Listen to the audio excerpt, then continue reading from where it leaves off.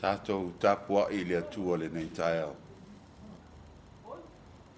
Se I o tātou te talo mo le anganga pa ia. Lo mātou ta mai o I le langi. E pa ia lava lo suafa e whaavavau. A wā o lau a fio na whaia le langi ma le lalo langi. A fio mai o e ta mai le mātou tāpua inga a whaia nei. A fio mai e ala lea I lo anganga pa ia e tai li tāpua inga si o mātou watunu ule nei taia. Ia whapenau na mauai sau vi inga nei se io o le whaamavau lava. Amen. Tātou whaauau le te tala.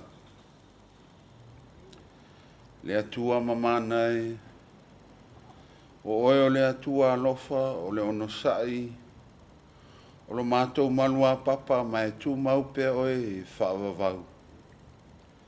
Mātou te patia lo alofa malawanga le lei, wala whai mai Samoa le manuia, ona sa e pui ma e malutia I mātou umai o a alofa, a whapena ona mātou mo moe le pōna pō. Le ai lava se mea mātou te mawhaia, pe ana le ai le whaatasi mai o lau o fio. Pawhetai mo le manuia o si o mātou atunu uso se mea. Ai me se le tele ma le ano noa I o utamau a inga se saa mai I le aso ma le aso. Pawhetai mo le musumusu ngā loanganga pa ia I mātou. Whatonu wholau ai o mātou tiu te ma whaiva unga. Whawhetai mo au a fionga pa ia. O lo popula ai o mātou mata I le ami o tonu ma le whaatua tua moni I lau a fio. Whawhetai mo le whaalotanga pa ia na e saunia e ala I lo alopele o Iesu Kerisa. Le li ie. Si e whamangalo si o mātou atunu o Samoa ono lea mi o le pūlea ma le whaasausili ni so teimu. Ua tō sina o mātou loto I winga maala o le fili maana whaoso songa. Whamangalo lo mātou manatu whaapito. A tō ai mare manatu mawalalo inisi o mātou uso a tangata.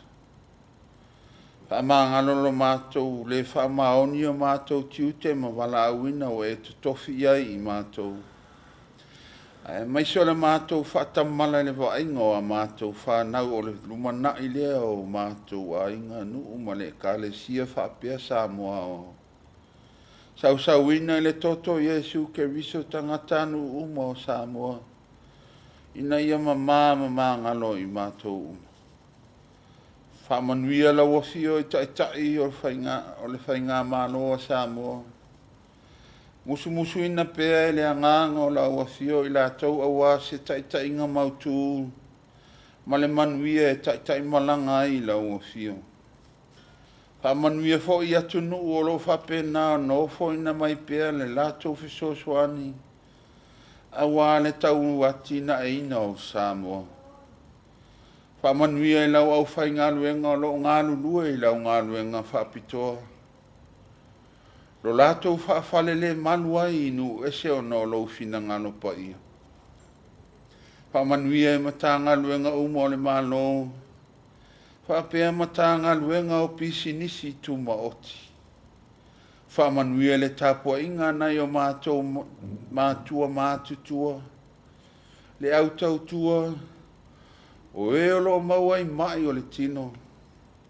Ai mai se fo e o lo nofo sala le whare pui. Wha mawhanawhana lau a fio inisi o mawhatia. O na mawhutanga ua motusia le malanga le maliu maleoti. Pamanuia ina ia mātou whanau. Ia o ngā e maise lo lātou ola tupu ai. Tau mamao e lau a fioni mala mani whamai. I ono tutupu mai si o mātou atunu. La mātou whai ngā malanga ua lata fo'i na mai ale nei tausanga. Lea li ie se i pui sa moa. Fesoso ani mai o e tamā ia mātou whiau malama singa umo le nei aso wa amatalia. Ia mātou whamoe mea uma. O le mātou ngalue ina lea i le taita inga e lau a fia wai u le manuia. Fesoso ma fōa mai le to mau a inga si o mātou atunu. A wāleanga i atu le aso sa whapitoa o le whanau. Pui ma manutia e o awa lofa le talinga malo le fono atu nu o malo le taupulenga le nei masina. Ua mātou ta talo e alatu ia Yesu ke riso lo mātou wali ima lo mātou whaola. Ua mātou o le mawala au atu ai nei. Amen. O le whaitawina le tuspaia. Tusi filfilia. O whaongaina le nei aso. Ke nese i lo nam tā upo e lua. O te whaitawina le whai upu e sfulma le valu. E matua iai i mā whauwhaunga o le nei taia. Ua wheta lai mai fo i le ali i le atua. E le lei na to atasi o le tangata. O te whai aso na whesosoani. E te tau maia. Manatu au tu o le launga, a inga e tasi. A inga e tasi. One family.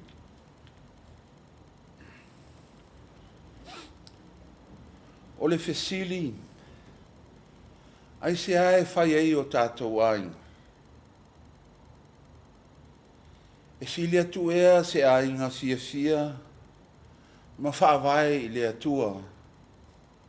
Nai lo se isi lava mea i le lalolangi nei.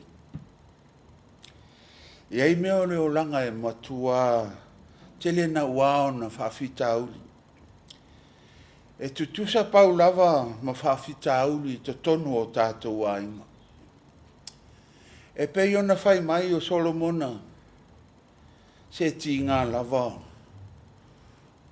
ona tele o to o lua ma tele whawhine tali tane i lo uainga ai whai maila na tala e sili ona nofo i le tumutumu i lunga o se whale ai le anga ona nofo man whawhine whaamisa i le whale tele. E le ailawa se ainga e sao. Pe sao mai fo i le tele o fita ma whainga tau le nei olanga. Tātou te mawhatia lava. Ma tinga ina i le olanga nei. Ona o lo tātou wola. E o ngā tutonu ai le angasala. E fe ai nai. E fe misa ai. A tātou whānau. O urunga ni i, ua whapea mai o Kerisiano, ua misa whaasolo atoa, ona o le lefe mana mai, ma salo, atoa malele ai o se me tua ia. Ua nā o le whaatalitali i le atua, e fua i mai, ai au noa, ma se ngaruenga o whaatino. O se a inga e muli tai i le atua, malona whina ngalo, ngāru lue puna wai, o se a inga fia, ma sa o loto i mea e fua i mai e le atua. A tātou toi mānatu ia apere amo malona a inga, na fete nai apere amo masarai o na tū maanga whai utai. A toa ai malele ai o se la uatama. Na mafu ai o na leo sta ia i niso taimi polo inga le atua. Ai olo manino le tala anga o apere amo. tātou te iloa ai, o na whaale leia mea, o whaale tonu, i te tonu o tātou ai. Whai mai se tasi o le ipoto, e le mawhai o le ia, o na iloa, o la e susu i le suasami, ai sea, o na, foi o la e ola i le suasami. O le mta upule nei e lua o le ke nese, o lo o wha amatala ina ai le tala anga moni, o le whaia lea e le atua, o le tangata ma ia fōlinga i a te ia. O le tusi mua le ke nese, o lo o wha amatala mai ei, le fōina e le atua o le langi ma le lalola. O le sa o tonga o le tangata i le lalolangi, o se mea alofa tā ua na fua i fua e le atua mo le tangata soifua. Ina ia tausi maola ai. Ina ua uma o na whaia e le atua le tangata sa ia whapena o na whamanuia iai. Ma ia whapena o na whaatupu mea uma. Ma ia whaia e o lava i so o se mea ola. Sa whetalai mai foi o ia. Ua ua watu le tangata la au e fua mai. Ma whai le mea e ai ai.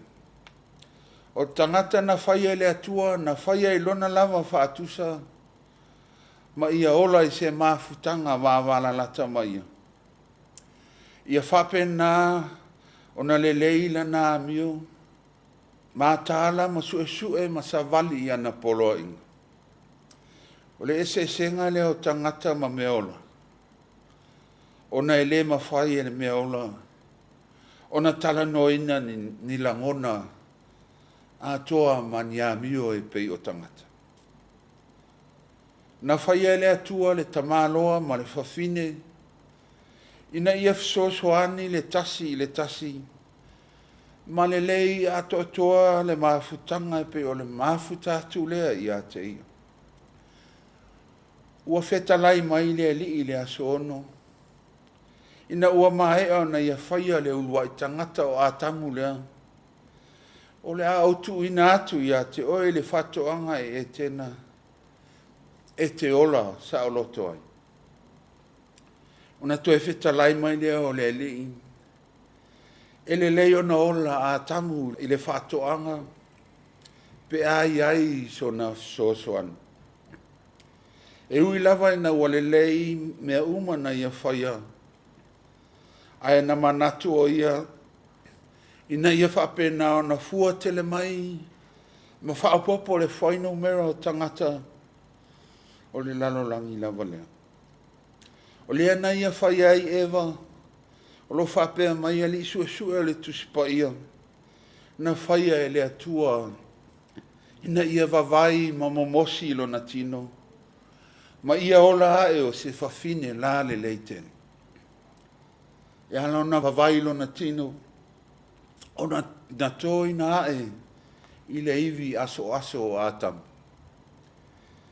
I le amatanga o so se whai poiponga, e matala loa le whai te toa, o na sawa vali mai lea o le teine whai poipo malona tamā. O lo sa pai o na lima, e foa i atu i lana tani. E tutusa le lei lava la, ma le foa ina atu e le atua o ewa ia atam. Mai ao na tātou toi manatua, e le i whaia ewa i le ulu o atam. Aisea, ne i mea ifo, ua pule ewa ia atam. E le i whaia fo i lona ua, ona ne te ua whapea mai ewa. A le ai le ua le ngai o i le ulu. E le i whaia fo i ewa, ia lofi vae o atamu. Ne i umaifo, ua soli e ewa atamu. Ai o le iwi aso atamu, i lona au tafa i la loifo o lona lima. E pui malu ai i a te ia. Ma ia lata i lona fatu. Ia whaapena o na lofa ma le whaamaoni ai i ate. O se whaamanatu o le tala le nei aso Samoa. Na whaia le atua le ulua i tangata i le amatanga. O le tane malana wa e tasi lava i la ua. E tutupu mai ai whanau na ia ulu ola le lalolangi ma avea o se a inga e tasi. O le tino e tasi o lo nauinga, ua mafuta whaatasi o le whanau, o le moli mau ola lea, o le tina ma le tama, i te tonu o se ai. Ia mana tua foi, e le i whaia foi e le atua a tamu, ma sona fsosoani o asam. Pe o Eva, ma sona fsosoani o Evelina. E pei ona iai le nei vai tau o le olanga. Ia whapena o na tātou alo e sia. O le atua, o le alofa tu noa ma le whaamangana. Ai mana tua o le whiau o le nei tai au, o le tamā ma le tina, e whapena o na tasi i lau. Ma e le ai lava se isi mea au pito i sili atu, na i lo le fia, mano nofo fe alo fani, o i la ua ma sia la fana upeli. O se a inga lava lea e matua fia, ma oli ai le atua. Tātou te whawhetai ai le alofa ma le anga le lei o le atua e le malama lama. Ua i atu ina mai mo i tātou. E whaatiti ai le whaitaanga o tātou o ta māma tina. Ua whaapele pele na ia tātou whanau. Ai le o le pule e leu. Ia ola le whanau se o langa fia, ma le saoloto. Ua le ai se whete nai i whai ngā mano, ai whapena o na tutu whaatasi.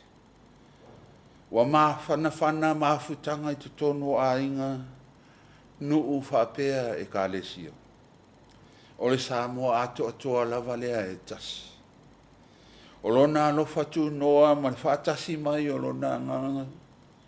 Tātou te mawai me silisili mo tātou a inga, nuu malana e ka lesia. Ia ola matu mau le fia o le eri. Ia mana tua o le ivi o atamu na whaiei Eva. E tasi lava le tino, tasi le fatu, tasi le mawhauwhau. E tasi fo i le whaavae o Samoa na tapena ina e tua walango mau mai tia sa. E whaavae i le atua Samoa. Manuia alo atu Samoa i whiau malawasinga o le nei aso. Na i whanau i lātua o onga. Ai maise le tapua inga na i tina ma ta māma tutua. Manuia fo i le alo atu o Samoa i le aso sa pae o le whanau o lo manei. Manuia le tali ngā māno i le nei māsina ua amatalia. O na le suafa manu māno i Jesu ke wiso lo mātou wali i mana mātou whaola. Amen. Se i o tātou whai u le pese o saunia.